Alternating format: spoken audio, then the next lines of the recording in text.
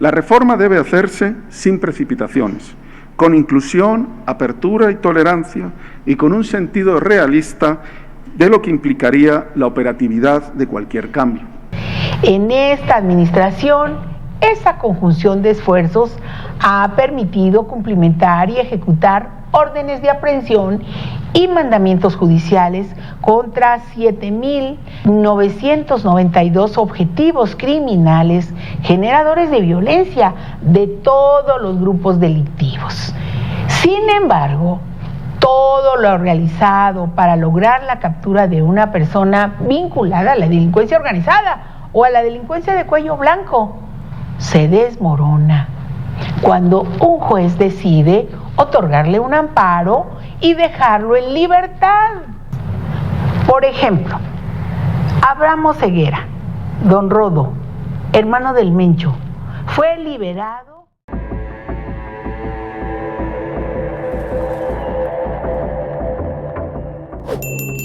Amigos y amigas, que tengan excelente día. No vas a creer lo que está pidiendo el representante de las Naciones Unidas para los Derechos Humanos. Te vas a sorprender. Antes de poner la información, los invitamos a que nos ayuden a compartir este video en todas sus redes sociales, que activen la campanita de notificaciones y que nos regalen un like. Dejen sus comentarios y, amigos, qué es lo que está ocurriendo luego de que se lleve a cabo, amigos, estos diálogos para la reforma al Poder Judicial. El presidente López Obrador ha dicho, amigos, que es urgente esta reforma al Poder Judicial, pero ¿qué creen lo que está pidiendo? El representante de la ONU pide no aprobar con prisa la reforma al Poder Judicial. Jesús Piña, representante adjunto de la Oficina en México de Alto Comisionado de la ONU para los Derechos Humanos, hizo un llamado para que la reforma al Poder Judicial no se apruebe de manera apresurada. Esto es lo que está pidiendo este representante de los derechos humanos. ¿Por qué ha dicho, amigos, el presidente López Obrador que es urgente esta reforma y que el pueblo de México decidió en las elecciones pasadas que se lleve a cabo esta reforma y que los jueces y ministros sean electos por el pueblo de México, donde decidió todos los mexicanos? Se trata de estos llamados sabadazos, porque es donde, amigos, los fines de semana, con Norma Piña al frente del Poder Judicial, se liberan a más delincuentes. Jueza Carmen Ortoño aplica sabadazo y da prisión domiciliaria al exgobernador Precioso Mario Marín. Esto pasó apenas hace 18 horas. Otro caso que se ha mencionado mucho en la mañanera: magistrados del Poder Judicial dejaron en libertad a presuntos responsables de la desaparición de los 43 de Ayotzinapa. También por esto, amigos, es preocupante y es urgente que se lleve a cabo esta reforma al Poder Judicial, porque un juez ordenó la liberación del hijo del Marro y dos más de este grupo organizado de Santa Rosa de Lima. Pues vamos, amigos, a ver qué es lo que está diciendo este representante de las Naciones Unidas para los Derechos Humanos, que pide que no se apresure esta reforma al Poder Judicial. Y después vamos a ver cómo, amigos, la secretaria de Seguridad dejó mudos a toda la oposición con lo que les dijo en su cara. Vamos a escuchar. Amigas y amigos, el presente encuentro se realiza en el marco de un proceso de reforma al Poder Judicial en México. En mayo del año pasado, el Alto Comisionado de las Naciones Unidas para los Derechos Humanos, Volker Turk, hacía referencia al debate instalado desde entonces sobre el funcionamiento y nombramiento de los jueces en México. Recordemos lo dicho por el señor Turk. Un poder judicial independiente es clave para defender la Constitución, garantizar los derechos humanos, proteger a las minorías y salvaguardar la separación y el equilibrio entre los poderes. Esto no puede comprometerse. Nuestra tarea es ayudar a garantizar que todas las iniciativas y propuestas sean deliberadas en un clima de tolerancia, bajo un proceso amplio, abierto, plural y transparente. Es crucial que las propuestas adoptadas se adhieran a las normas y estándares internacionales de derechos humanos. El 29 de julio, la relatora especial sobre la independencia de los magistrados y abogados del Consejo de Derechos Humanos de las Naciones Unidas remitió una comunicación al Estado mexicano en la que expresa varios comentarios acerca de la compatibilidad de la propuesta de reforma con las obligaciones de derecho internacional de los derechos humanos que vinculan a México y alude al posible impacto que tendrían las propuestas en la independencia judicial. Entre otros temas, la relatora menciona la propuesta de reforma para la elección de ministros, magistrados y jueces, la duración de sus funciones, la remoción anticipada, el reemplazo del Consejo de la Judicatura Federal por un órgano de administración judicial y un tribunal de disciplina judicial, y el tema de la remuneración judicial y el presupuesto. Esperamos que dichos comentarios sean tomados en consideración. En México existe un consenso en torno a la necesidad de reformar la justicia, el sistema de justicia en su conjunto.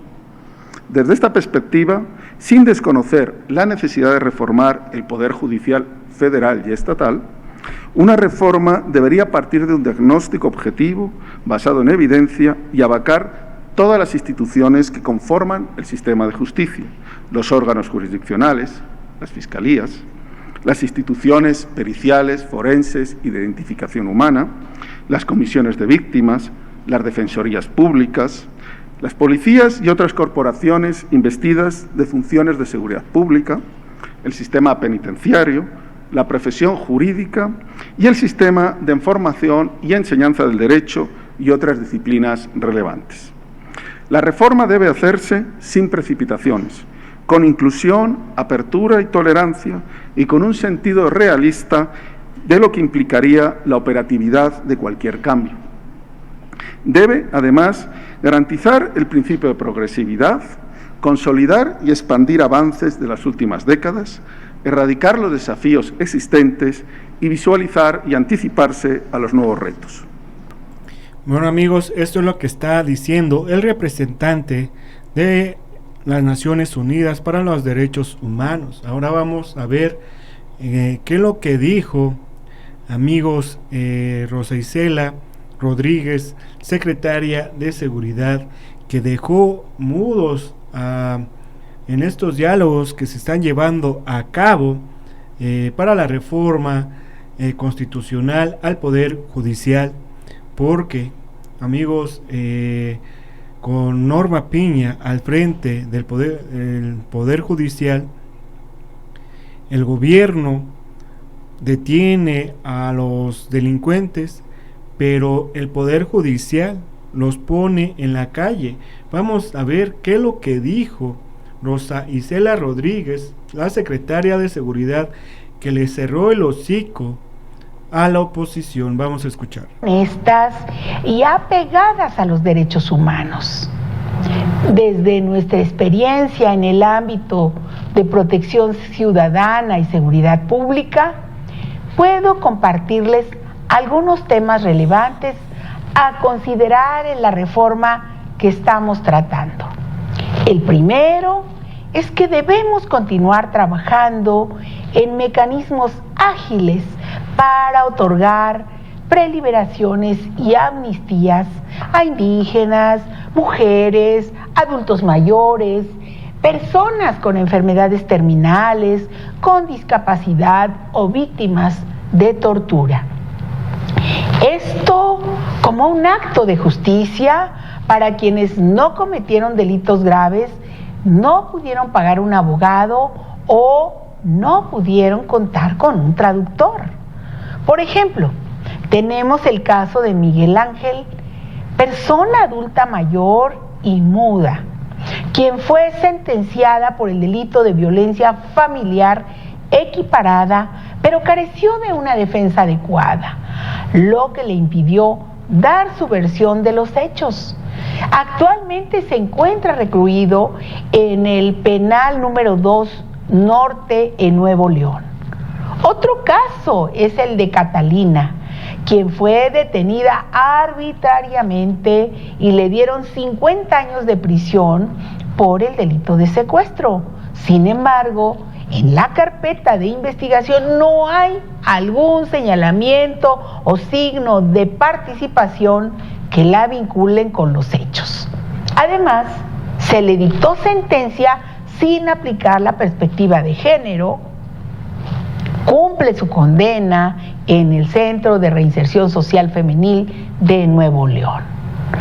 El segundo tema tiene que ver con el trabajo diario y coordinado de la Secretaría de Seguridad, de la Secretaría de la Defensa Nacional, la Guardia Nacional, la Secretaría de Marina, la Fiscalía General de la República, la Unidad de Inteligencia Financiera, la Coordinación Nacional Antisecuestro y las fiscalías estatales. En esta administración, esa conjunción de esfuerzos ha permitido cumplimentar y ejecutar órdenes de aprehensión y mandamientos judiciales contra 7.992 objetivos criminales generadores de violencia de todos los grupos delictivos. Sin embargo, todo lo realizado para lograr la captura de una persona vinculada a la delincuencia organizada o a la delincuencia de cuello blanco se desmorona cuando un juez decide otorgarle un amparo y dejarlo en libertad, argumentando deficiencias en la investigación o a veces meros formalismos. Citaré casos relevantes que evidencian impunidad, solapada por juzgadores, quienes además aplican el clásico sabarazo para dificultar la actuación de las autoridades y tratar de hacer menos visibles sus decisiones. Por ejemplo, Abraham Oseguera, don Rodo, hermano del Mencho, fue liberado porque un juez estimó poco creíble que una persona de 70 años estuviera en la madrugada con armas y drogas en su poder. Otro ejemplo es el de Luis Antonio Yepes, hijo del Marro, líder del cártel de Santa Rosa de Lima, y fue puesto en libertad a pesar de haber sido detenido en posesión de drogas y de armas tras eventos violentos en Guanajuato. También está el caso de José Alberto García, alias La Quena, líder del cártel del Golfo, quien salió de prisión luego de que un juez considerara que no había indicios para detenerlo, cuando era pública la actividad que él desarrollaba. Otro es el caso de Francisco Javier, exgobernador de Tamaulipas. Un juez de distrito le concedió de forma excesiva la suspensión definitiva en su favor para que no se ejecute ninguna orden de aprehensión en su contra y no pierda sus derechos político-electorales ni sea declarado prófugo de la justicia. También es el caso de Jorge Antonio Sánchez Ortega. Él fue agente de investigación del CISEN, señalado como probable segundo tirador en el caso Colosio, y no pudo ser detenido porque el 5 de enero de este año un juez federal negó la orden de aprehensión en su contra. También un violador de una niña de 4 años que obtuvo la sentencia absolutoria de un juez porque la víctima no pudo especificar los tocamientos sucedidos. Como vemos, hay un marcado favorecimiento de jueces y magistrados a delincuentes, lo que genera impunidad. Bueno, amigos, esto fue lo que dijo Rosa Isela Rodríguez, que por eso es muy importante esta reforma al Poder Judicial. Si les gustó toda esta información, compártela en sus redes sociales, activen la campanita de notificaciones y regálenos un like. Gracias y nos vemos hasta la próxima. Adiós.